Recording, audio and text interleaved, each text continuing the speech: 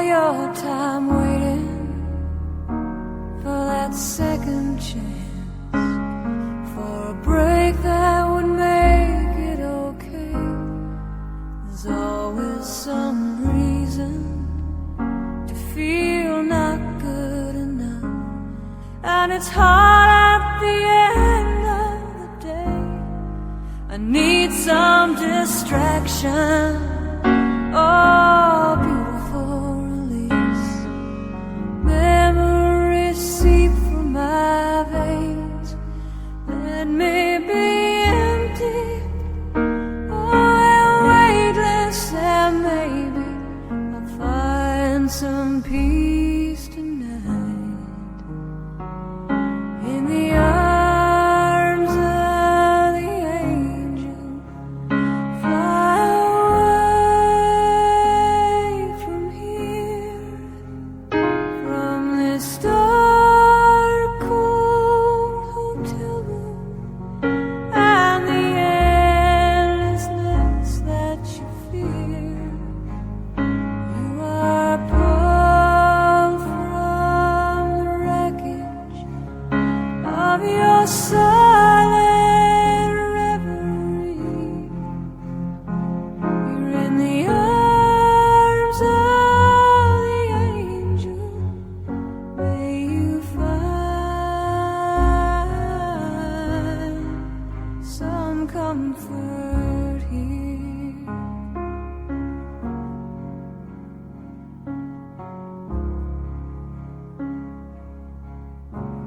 So tired of the straight line, and everywhere you turn, there's vultures and thieves at your back. The storm keeps on twisting. You keep on building the lies that you make up for all that you lack. It don't make no difference. Escape one last time. It's easier to believe in this sweet madness, all this glorious sadness that brings me to my knees. In the arms of the angel, fly away from here, from this dark, cold hotel room, and the endlessness that you fear. You are pulled from the wreckage of your silent reverie. You're in the arms of the angel. May you find some comfort here. You're in the arms of the angel. May you find some comfort here. You were born in Christchurch, weren't you? Yeah, I was born on 16 Sylvester Street in the front bedroom in a hailstorm at 6 o'clock at night. And I always remember running home from Alston School. I just lived on the corner of the park there. I just had to run through the park and I was home. And when the Japanese came into the war, we were all so frightened that day, and I remember running home at lunchtime and Dad says, "Don't worry, they won't come here, the Japanese won't come here." He had sort of assured me, I'll never forget that day. I was all scared, everybody was scared that when the Japanese were announced that came into the war. And I remember Dad had saved up all his money, he got this beautiful V8 car. It was only 2 years old. A grey one, and I thought, oh, isn't that lovely? And I was only 7 years old, and he brought us home, and I went outside. I remember as clear as anything. I went out the back gate, got into the car and sat in the back seat with it. Oh, isn't this lovely? How wonderful! Because it was pretty hard to get hold of a car in those days, 1938. You know, it's his pride and joy. He'd saved up for it. Anyway, that was my one big sensation in my life. Who was the other one? He was, yeah. Oh, she had a but few. I spent a heck of a lot of time with operatic, and I was singing and dancing and playing music, and learning music and elocution. I did the lot, but didn't really excel in anything else but dancing, more or less. But I was always the bridesmaid of dancing. I never seemed to come out on top. I was always second, quite often. We have had plenty of ups and downs along the way, Bill. You have had the patience of a saint, sitting up with me and my shortcomings. Even on our wedding day, which was wet, you were anxiously looking out of the vestry window at the church, hoping I would turn up. And what do you know? I was late again. The service went according to plan, except for Graham, our page boy, complaining in the middle of the ceremony, my blasted pants won't stay up. We've always made decisions together, but most things go my way. Although not being very demonstrative in displaying our love for each other, we have always felt very deeply for one another. Bill, I feel so fortunate to have you here to celebrate 60 years of marriage, a milestone many others have been unable to achieve. You are warm and kind-hearted, and your love is unconditional. You have been my constant companion, and I may not always show it, but I really do appreciate the way you look after me. I hope that we will continue to share many more years together. You want to say your bit? Can you read it? Yep. Or you want Julie to do it? We always compromise. I admit I'm wrong, and you agree with me. I spend many hours waiting for you outside shopping malls or waiting in the car. But I too appreciate your tolerance and patience with me. And I just had to have you. No, you were special. Oh, Mr. Lloyd, sorry, backpedal. No interfering, Bill. You were special to me from the day we met, and I just had to have you. We have had our moments, but overall, we've had a very happy 60 years. And the most important 4 words for a successful marriage are, I'll do the dishes. Yeah. You might like to kiss. Absolutely. I'll be the, I want to get my money's worth.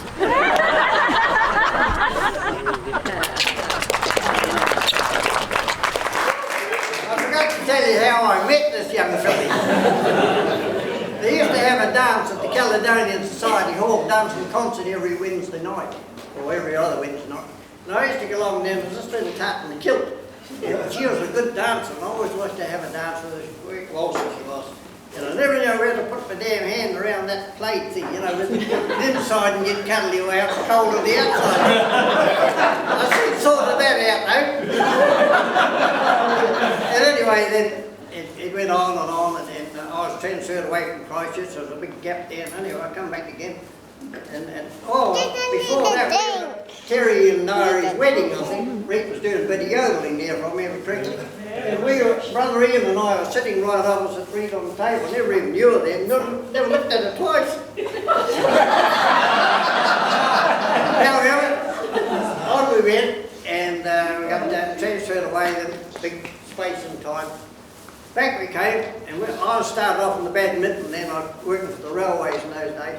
And anyway, along came this little lassie, and she sat up on the seat up there.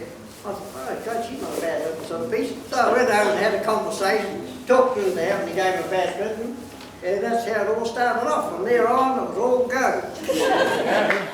we had several holidays down at Middlemarch, didn't we? I remember I've got a photograph of Bill trying to tickle a trout in the creek. He's just got a singlet, and he's got his togs underneath, but looks as if he hasn't got anything on, just a singlet. And he's sitting down there in the creek trying to tickle a trout under the bank. Yeah, the trouble was, my hands there, Jesus, this was a bloody big trout. It went right through my hand, it was an eel. Used to love living. You loved it. Yes, something like love. Yeah. Right, just. How many pairs of booties have you made? Sit Jeffrey with a pat. All right. Oh my God. Match your eyes. No, it's Helen's. You looking a mess of dash, Rita? Me? Yeah. Sure. Oh, you're not taking me, right? No. Anyway, we've had a wonderful life, and I couldn't wish for any better. And to have all you kind people here celebrating today, it just means so much to us. And thank you ever so much for coming along.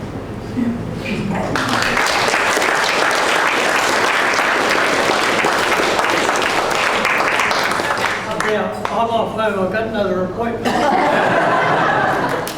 He started dating me with so much enthusiasm, and I must admit I was very reluctant. Following a 4-year broken relationship, he caught me on the rebound. But he was so persistent and kind and thoughtful, and I realised he was too good to let anybody else have. So I decided I'd go ahead with it.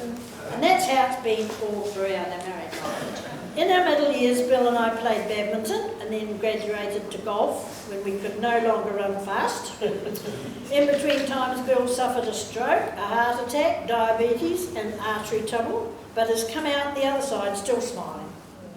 You turned up at badminton one night with your brother-in-law. You were one of the foundation members of the badminton club, I Railway was. Badminton Yeah. Club. Yeah. That was You a few formed years it. ago. That was a year or two ago. And anyway, So who was it? Bruce took me along there. yeah, the boyfriend. Yeah, my boyfriend. So we fixed him. I used to work with at the GUS. We gave him the DCB, don't come back. There's my father, and then my brother, Russell, and then Bill. They're all on the railway. They all followed each other. Cyril. Oh, Cyril, yeah, my sister's husband. Your He was on the brother-in-law. railway too, my brother-in-law. He was on the railway as well. There's a whole community of them. They all just went one place after the other. You know, my brother was down at Bluff for ages. He went to Kaikoura, and he was at Rolleston, and then he went to Anangahua, and he was all over the place. Southbridge. Yeah. He went everywhere. They shifted around. And fortunately, Bill didn't have to change anything, and when he went to NAC, he didn't get any transfers or anything, did you? You were very lucky. You stayed in Christchurch all the time. I was going to say, when I first started calling around to Sylvester Street, you know, you get invited down for Sunday night's tea, and lettuce and cold meat and that sort of thing, you know. And then another time we were sitting there having lunch, and we'd enjoyed the first course, and everything went quiet. And then there was just a few little mumbles around the table, and Christ, about 3/4 of an hour went past. Where the hell's Sissy? She's nipped over to the bowling club, you know. Thought of something. Oh, just go home and tell her. Yeah, And she gets talking over there, and she forgets what she's supposed to be doing at home. Another time there, when I was down there for lunch too, and next outside the back door here, bang, bang, bang, bang, here's Sissy building a bloody bird cage. Right in the middle of dinner. She preferred to be outside rather than inside. She was an dear. outdoor person, and she'd mend bicycles and build bird cages and do all sorts of things outside rather than housework and cooking meals. And she used to burn the porridge, her porridge. She discovered she had diabetes, and she used to have porridge for breakfast, and half the time she'd put it on and forget about it and go over the bowls, which is right across the road, and come back, and the porridge would be all burnt in the bottom of the pot, so that went out on the coal box, filled up. Stephanie still talks about that Nana's burnt porridge pot. I remember coming home from operatic shows. I was only about 14, 15. I used to bike home from there at Theatre Royal down Ferry Road all myself. And they had blackouts at those at summer stage. You know, they used to, and the park never had any lights in it at all. I used to go, and the lights would go out at a certain time, 10 o'clock or something. They'd turn the street lights out, and you'd have to find your own way home in the dark. You know, but plenty of times I've come down Ferry Road. Gosh, you wouldn't do it now. But on your bike. Oh. She earned the name of the late Mrs. Stanley. Now I'm the late Mrs. Ty. It's brushed off to a daughter. You've only got the two sisters together. Yeah. Reenie, Dolly. my mother, was Ian's father. How could your mother be Ian's father? Ian's son rather. Ian's son. Yeah. And Dolly. Reenie's sister was Dolly. Yeah. And Dolly was Dot's daughter, Dot's mother. Yeah, you've got it. Yeah. They had all Rita up on there dancing in the pub there and all the rest of it. And we never put a penny across the bar. All the guys from the Kaiapoi, Will and Mills, Milton. They put $50 or $20. Jesus. This was the night before the competitions. And they're all the people there that were hosting us until they were in for the chop, were they? They were getting as tiddly as fowls. It's the first time I've seen Bill drunk, because they had me doing the hornpipe and my legs were aching. I just lay on the thing and put my seat and put my legs up the wall to try and get relief, because they were just all cramping up terrible. Anyway, I was dancing all these different things, and anyway, Bill was having a lovely time at the bar, and then we'd better go to bed. It was about 2 o'clock or something. I've got a judge in the morning at 8:30. So the people were waiting for us to go. So we finally got into our motel room, and Bill sat down on the seat trying to take his boots off. He took a header onto the floor. Just to pick him up. It's the first time I've ever seen him really pickled. He didn't know where he was or what he was doing. Well, I went with Bruce for 4 years, from school from I was 16 till I was 21, almost 21. And I was chasing him more than he was chasing me. He was just using me as a convenience, more or less, you know. And I was in the Operatic Society. 44, I visited the ballet in 1944, and the Carmen Ballet. That was my introduction to operatic, because my dancing teacher was the ballet mistress for Carmen, and they had overseas artists taking part. That was just a lovely thrill. Lovely thrill to be taking part in that show. And then in 1946, I had a couple of ballets, that's right, and then I went into the chorus, and I've spent about 30-40 years in the Operatic Society off and on. Done about 14 shows or so.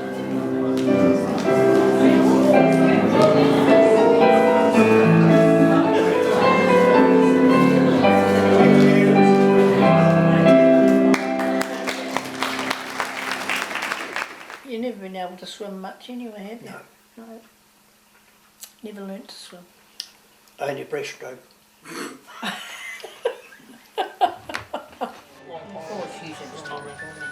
Between the O and the S. What's that? Oh shit. Yeah. Well done. God bless you, Bill.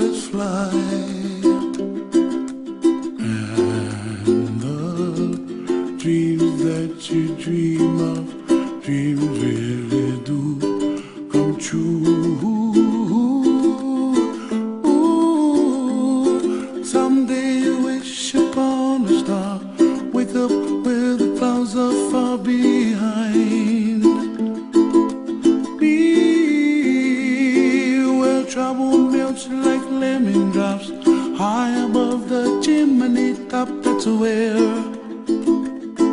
You find me, oh, somewhere over the rainbow. Bluebirds fly, and the dream that you did to, oh why can't I? Well, I see trees of green and red roses too. I watch them bloom for me and you, and I think to myself, what a wonderful world. Well, I see skies of blue and I see clouds of white and the brightness of day. I like the dark and I think to myself, what a wonderful world. The colors of the rainbow, so pretty in the sky, are also on the faces of people passing by. I see friends shaking hands, singing, how do you do? They really say, I love you. I hear babies cry and I watch them grow. They'll learn much more than we'll know, and I think to myself, what a wonderful world. Someday I wish upon a star, wake up where the clouds are far behind me, where trouble melts like a lemon drops high above the chimney top. That's where